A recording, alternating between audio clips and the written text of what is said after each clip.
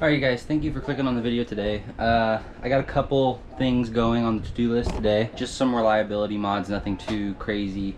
But I think these two mods that I'm going to be doing are pretty important in some of your cases. In my case, it's pretty important. And that's why I'm doing them. So let me show you what I got going. So the main project for today is to install these alloy cam pulleys, exhaust cam pulleys. These are from RCM, Roger Clark Motorsports. This is the part number. These pulleys will work on pretty much any single AVCS dual cam Subaru setup, but I'm not 100% sure, so make sure you check the part fitment. My car has 4 cams. It's got 2 intakes and 2 exhausts, obviously. But the intake is the only AVCS gear on there. And the factory non-AVCS gears that are on the exhausts are made of like plastic, kind of like what the intake manifold is made out of. It's like a composite, like glass reinforced nylon or something like that. These ones are aluminum, so they will not break. And I'll show you when I get the old ones off, but they have like a little metal insert right here, and then it's bonded to the composite like plastic material. And with age, I guess they can get brittle. People have had them break on them, so either the cam pulley just completely destroys itself, or the little metal insert slips and then it causes it to spin. Either way, it's not very good for your engine at all, because it'll cause catastrophic failure with your whole valve train, because you need your cams to be in correct timing, otherwise you're going to hit valves on pistons, and it's just, you're gonna have to rebuild the whole engine. I checked mine out and they look pretty good, but I'm doing this just because it won't be in the back of my head that these are gonna blow up. And I'm also running the engine at 8,000 RPMs now, so a bit higher than stock. And the cam pulleys are like 17 years old now, so they're getting pretty old and probably getting a little brittle. So I'm just gonna replace them before it causes a bigger issue, because as you know, I have a lot of money into this engine. If it was a stock engine, I would just send it, you know, whatever. But I'm trying to protect my investment here, and that's why I'm going to be installing these. And they're reasonably priced too. These were only like $240, I think, something like that, something around there. And then small secondary project, but equally as important. Right here we got a oil pump shim. If you don't know about shimming oil pumps, Flatirons Tuning makes a really good video explaining the purpose of it. There's a lot of stuff on the forums that's just inaccurate. I don't really want to dig too much into it. Maybe I'll do it in a different video. But essentially, just a quick explanation of what shimming your oil pump does. It increases the spring rate of the bypass valve, so it raises the oil pressure at which the oil pump will bypass the oil through the pump. So what that means is that your peak oil pressure will be higher. And this is important because with any engine, the good rule of thumb is you want 10 psi of oil pressure per 1,000 RPM. My car cruising, it does like 60 psi, around there, 60 to 70. And then as I get to red line at about like 6,700 RPMs, it like starts to dip down. And then at 8,000 RPMs, I'm doing 60 psi when I really should, safely, it should be at 80 psi. So I'm gonna shim the oil pump, and hopefully that raises the pressure up to 80 psi at wide open throttle at 8,000 RPMs. I'll be happy. If it doesn't, I think for my next oil change, I'll put a thicker oil in there, and then that should take care of it. But the shim, I have a feeling it should work, or it'll at least get it up to 70 at red line, and I'll feel better about it. So we're gonna do that while we're in there, because I have to have the whole front of the motor off to do both of these, so we're gonna knock them out at the same time. So first things first, I'm gonna go ahead and drain the coolant, because I need to remove the radiator to get good access to the timing belt and stuff, because you want to make sure you're lining up the marks correctly, and it's a little easier with the radiator out. So I'm gonna go ahead and pull that out right now. So my coolant is also perfectly fine. Whenever I have like a fluid that I want to save, I just go to Harbor Freight and buy a brand new oil pan, so there's no contamination in it. That way I can just save it. So every time I need to drain something that I want to keep, I'll just buy a new one, because they're like $6.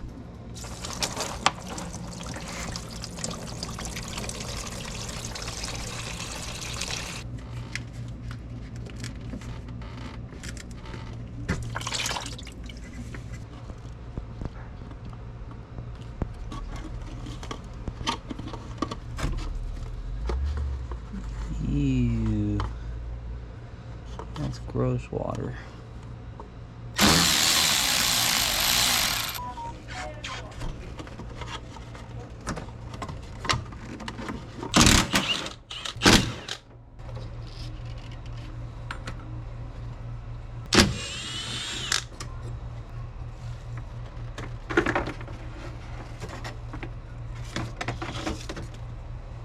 Alright, now look at all that room that I have to work. So it's going to help out a lot.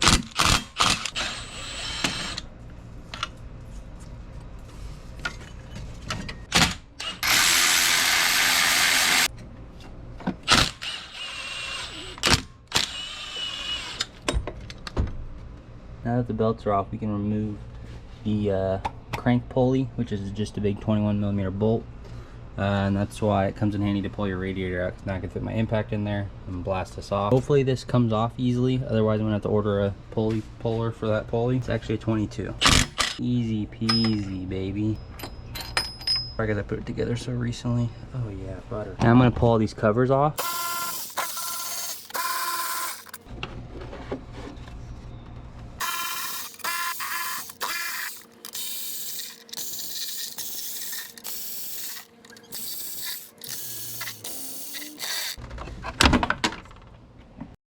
Okay, so some of these nuts that are in the plastic back here, they pulled out. So some of these were a bit tricky to get out. I'll have to either not put them back in or glue them in.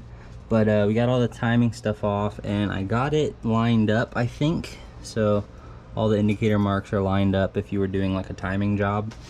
But I did notice that the crank pulley, I don't know if you could see this, but the mark for the crank pulley is not quite lined up with the mark on the oil pump. So I don't think it would have jumped a tooth. I may have just mistaken it when I did the job in the first place, but maybe we'll put that back more correct this time. We'll see. Pretty sure I did it right the first time. I don't think it skipped a tooth either, so whatever. But so now I'm going to get the belt off, and in order to do that I need to remove the pressure off this tensioner. So it looks like in order to get the oil pump thing out to put the shim in, I'm gonna have to remove this tensioner anyway, so I'm just gonna pull it off of here, and that will remove the tension from the belt.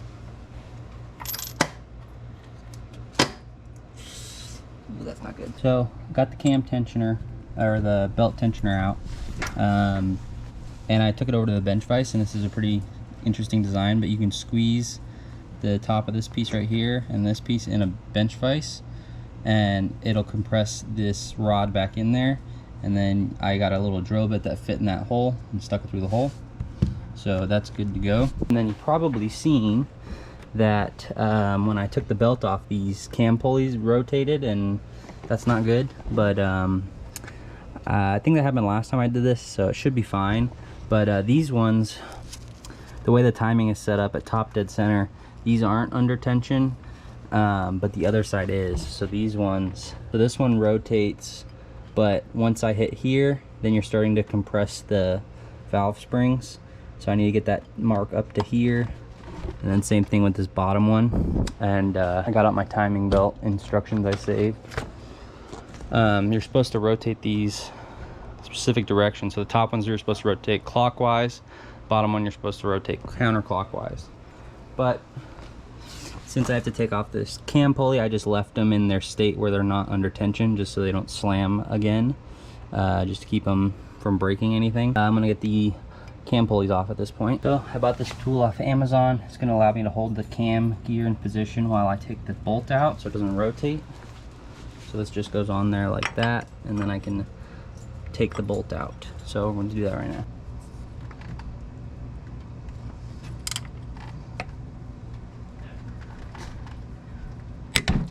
Whoa, that was tight.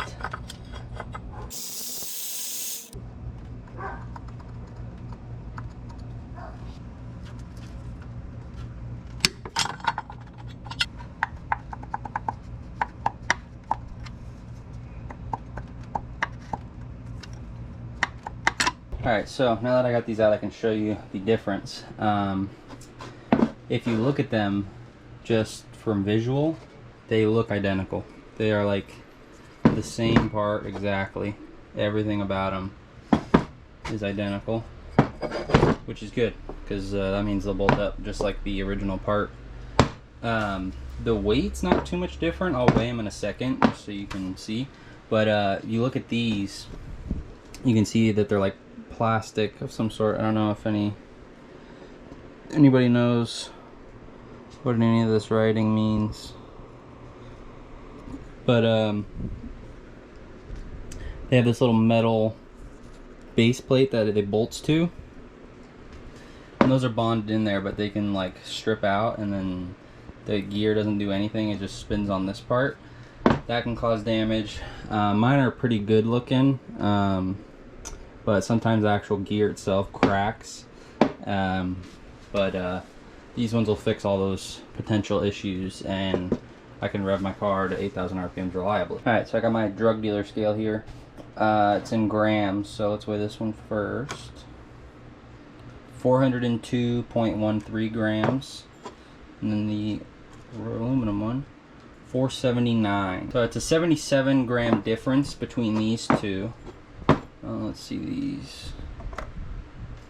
493 and too much. So this one's too heavy to weigh on the scale. So the difference between these two is 77 grams, which is 0.17 pounds.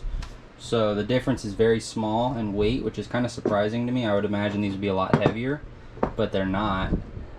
This one I can't see what the difference is, but it's probably about the same. They feel pretty close in weight, so it's probably about the same difference. Not too much, but these will be way sturdier. So here is where the shim goes in. So now we have decent access to it. I'm going to pull this out and be careful not to lose the spring, and hopefully not too much oil comes out, if any. So let's get to it. Sorry if my hand's blocking the camera. I'm just trying to not lose this spring.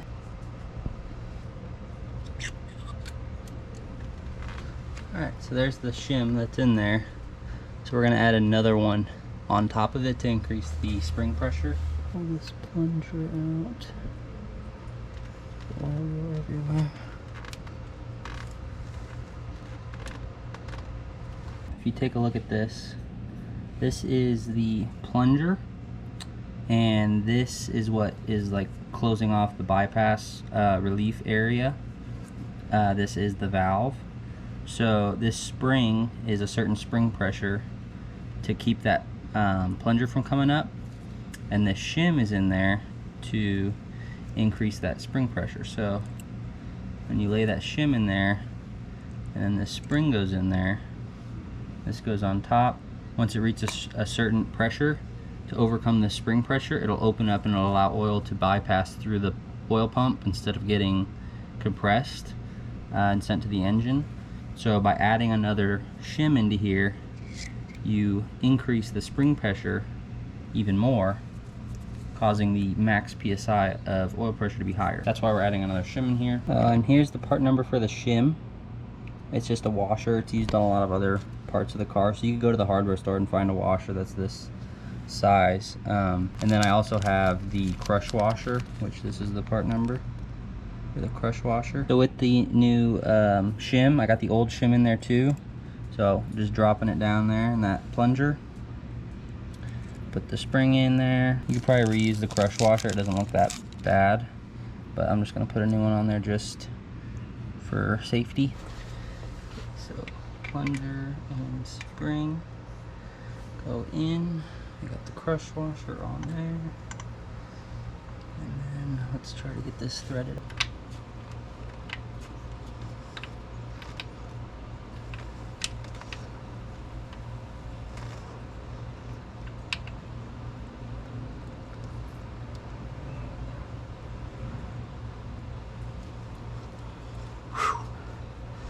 And that's a pain to get in. Okay.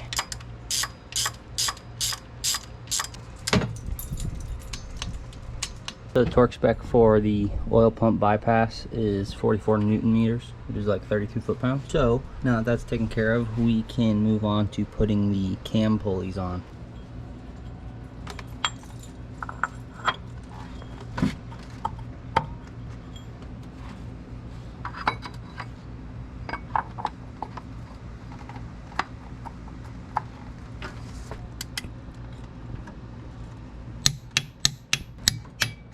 The torque spec for these is 72 foot-pounds. So it's time to put the timing belt back on. I got these two pulleys lined up and the crank pulley lined up. So I haven't lined these ones up yet. I'm going to wait till I have the belt in place somewhat, just so I can put it on before these things spin out of alignment. If you're looking for a little bit more detailed video on timing belt stuff, I'll put a link to a video I did above when I was assembling the engine for the first time. You get a better view of what I did because the engine was out of the car. So if you want to go check that out, card right up here. Timing belt is on. I just want to give you a little rundown on what I did. So this idler pulley right here down here, I took this off because that gives you a lot of slack right here, and that helps you get the belt around in the right spots. But we got the dotted line lined up with the line here, which is lined up to the line on the oil pump. And then this is going to be hard to see, but this line right here lines up with the mark on the back and the line on the timing belt. This line lines up with that line. Those two lines, they're a little off, but I think that's close enough. Yeah, they're good. This notch lines up with the line, which lines up with that notch. Those two lines are lined up, and then those ones on the edges are lined up. So everything's good. The tensioner is still loose, so I'm gonna pull this drill bit out and then it'll put some tension on there. Then I'll start putting these tensioner belt holders back in spots. So now I'm just gonna do reverse of what I did to put this together, and also bleed the coolant system, which I'm going to put in a different video because I think that's very important and there's a special way to do it for Subaru. So stay tuned for that video. But I will be back once this is together and we'll go for a test drive and see how the oil pressure is doing.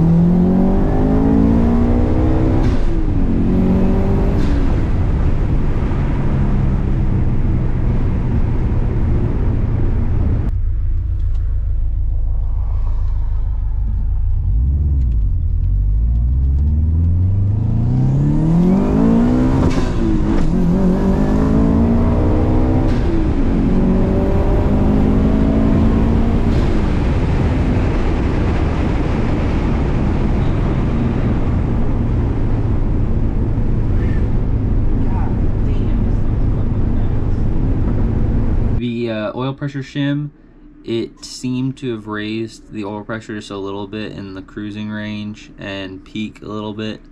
I did some more research and it seems like the PSI that I'm running at wide open throttle is fine, at high RPMs is fine. 80 PSI is a lot for a built engine, so I'm not going to run any thicker oil. I'm actually right now working on putting an oil cooler on the car from Mishimoto. I'm switching over to Castrol Edge because the Mo tool that I've been running in the car is semi-synthetic and it doesn't say it on the bottle, or at least nowhere that I've seen it, so not happy about that. Going to a full synthetic oil like I should be running. So I hope you enjoyed that video, hope you found it useful. Sometimes these reliability mods aren't the most exciting, but they're necessary, so I I like to inform you guys on things that, you know, you may want to do on your car too. If you liked this video, please leave a like down below. If you have any questions for me, leave them down in the comments below.